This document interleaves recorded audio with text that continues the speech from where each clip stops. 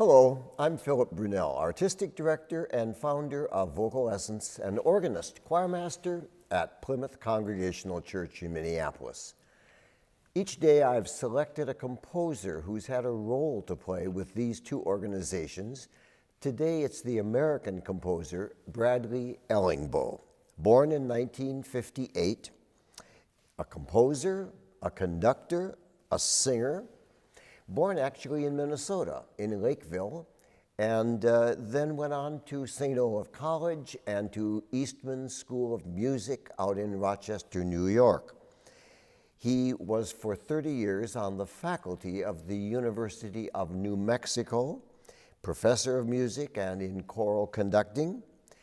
And he also has written a wonderful book called A Practical Guide to Choral Conducting. It's a really wonderful source for people interested in looking at the whole field of conducting a choir. He is an expert on the music of Scandinavian composers, especially Grieg, of which he has written a number of wonderful books. In 1994, King Harald of Norway gave him the Medal of St. Olaf. He's composed larger works for choir, like his Revelations and his Requiem and his Star Song, and more than 200 of his pieces have been published. So today I'd like to just show you a couple of the interesting pieces that Bradley has done.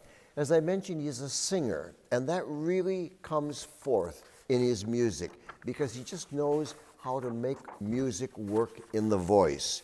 He wrote a piece that was called Innisfree. It's that poem of Yeats, and it's for male voices. So when you have just the male voices, you know, that means that pretty much your range is going to be right down in here. You're not going to be going way up into the soprano alto. So how do you create some interest vocally to make that happen? And what he did, he started with just a solo, singing that text, I will arise and go now, and go to Innisfree, and a small cabin build there of clay and wattles made. So the soloist does that, and then the choir comes in, just one by one. So after the solo,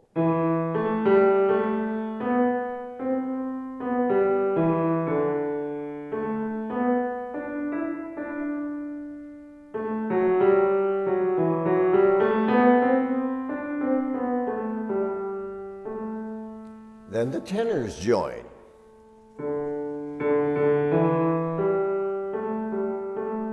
And then the basses.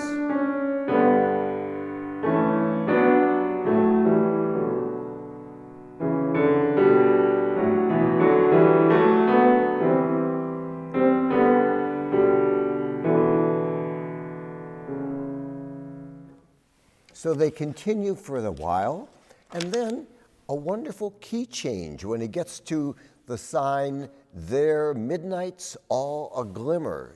So you have been here,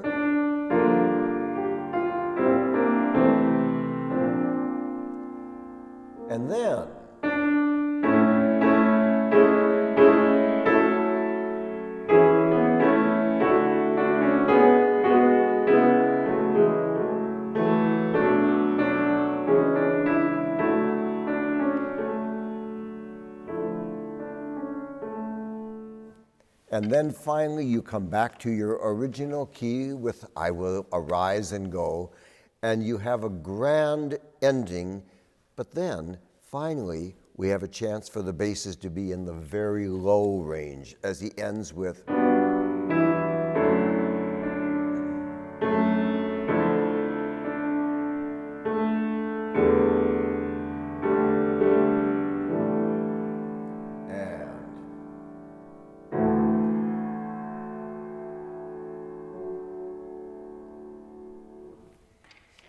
He's written a number of Christmas pieces, and one that I think is very charming is his little setting of Away in a Manger.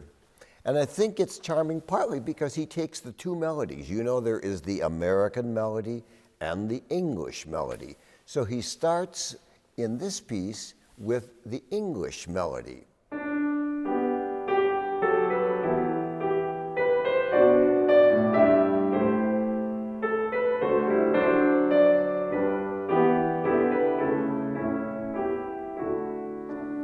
And after doing that one, then the men bring in the American melody.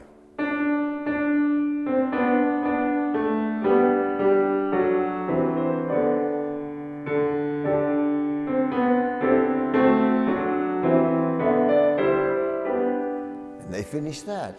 Then the third verse, Be Near Me, comes and we go back to the English melody.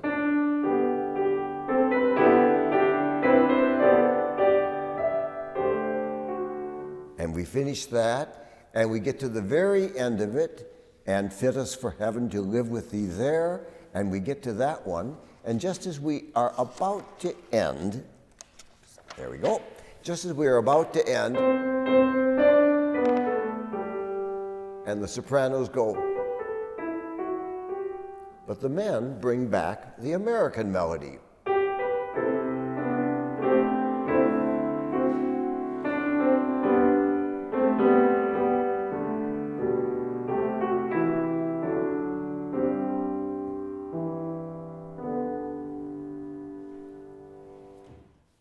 Gerard Manley Hopkins has been a poet that many composers have set, an interesting, an unusual and challenging poet.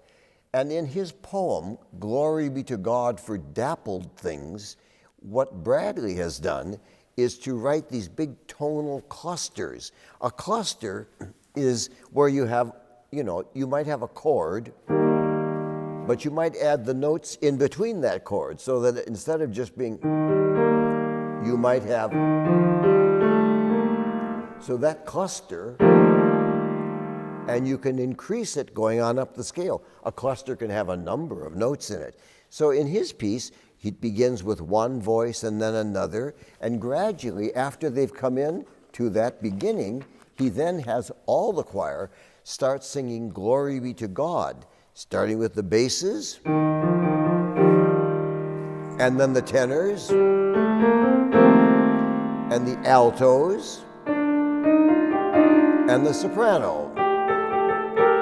So that when you put it all together, you have this, a kind of grand big sound, and everyone together singing, Glory be to God, glory be to God, glory, glory. And then they hold that while one soprano sings the text.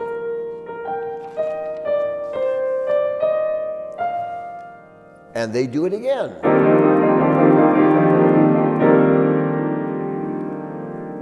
And then it resolves itself to a kind of hymn-like singing, Glory be to God for dappled things.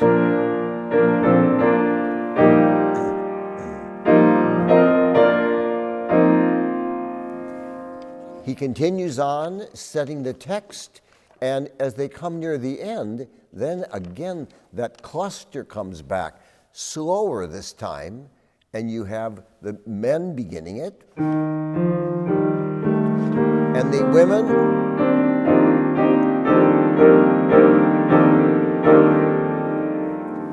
and once they get together, then coming to a hum. So you go from glory, and there they are.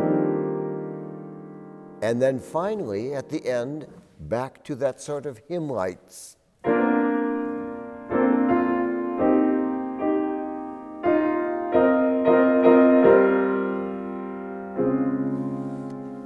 And at the very end, again, you get, and then,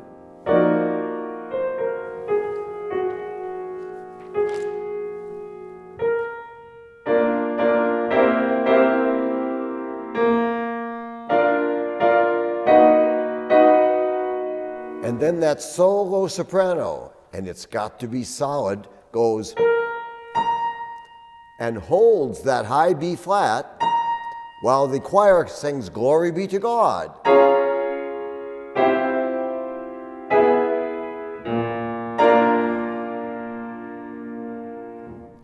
Music of Bradley Ellingboe. Have a wonderful day.